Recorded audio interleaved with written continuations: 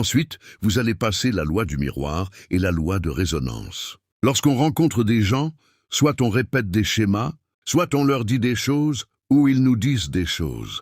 Ce à quoi il faut faire attention, ce n'est pas tant ce qu'ils nous disent, parce qu'ils expriment leur propre miroir. Vous êtes un révélateur face à eux, mais ils sont aussi des révélateurs face à vous. Lorsque vous parlez et que vous dites quelque chose, sans trop savoir pourquoi, il faut l'observer pour le comprendre. Si vous dites à quelqu'un qu'il n'est pas humble, c'est certainement que l'univers veut vous faire passer le message de ne pas oublier d'être humble vous-même. Vous ne rencontrez pas cette personne pour rien. Vous voyez qu'elle n'est pas humble. D'accord, vous avez reçu le message du miroir, mais si vous avez rencontré cette personne, c'est qu'il y a une bonne raison. Il faut vous poser la deuxième question et ne pas en rester à la première. Pourquoi avez-vous rencontré cette personne? Si l'autre vous traite de menteur, c'est parce qu'il s'est révélé lui-même, alors que vous savez que vous êtes dans la vérité. Mais pourquoi avez-vous rencontré un menteur? Pour ne pas vous mentir à vous-même et pour ne pas mentir, parce que cela c'est l'ombre.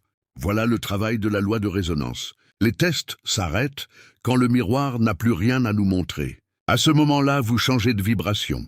Vous vous élevez et vous n'êtes plus dans la même zone d'onde. Vous allez alors rencontrer d'autres personnes qui vont vous apprendre d'autres choses sous d'autres formes et vous allez pouvoir vous observer à travers elles. Vient ensuite la loi de la polarité et de la clarté par rapport à la lumière et à l'ombre. Vous allez pouvoir voir votre lumière, mais aussi voir vos ombres. La loi de la lumière exige une transparence et une vérité, tandis que la part d'ombre est ce que l'on veut cacher par peur. Et la peur nourrit la polarité de l'ombre.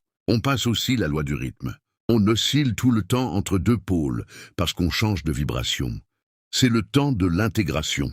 On a également traversé la loi de l'unité, qui nous rappelle que tout est lié. On est bien d'accord, la bête que l'on écrase, le soin nos plantes, le soin nos animaux, le soin aux gens que l'on rencontre, le mal que l'on fait aux autres, c'est le mal que l'on se fait à soi-même.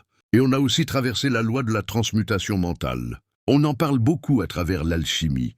C'est l'alchimie de l'allégorie du serpent qui devient dragon. C'est se transmuter, c'est-à-dire transmuter la force, subie et la métamorphoser en une puissance de souveraineté et apprendre à la maîtriser grâce à la prise de conscience.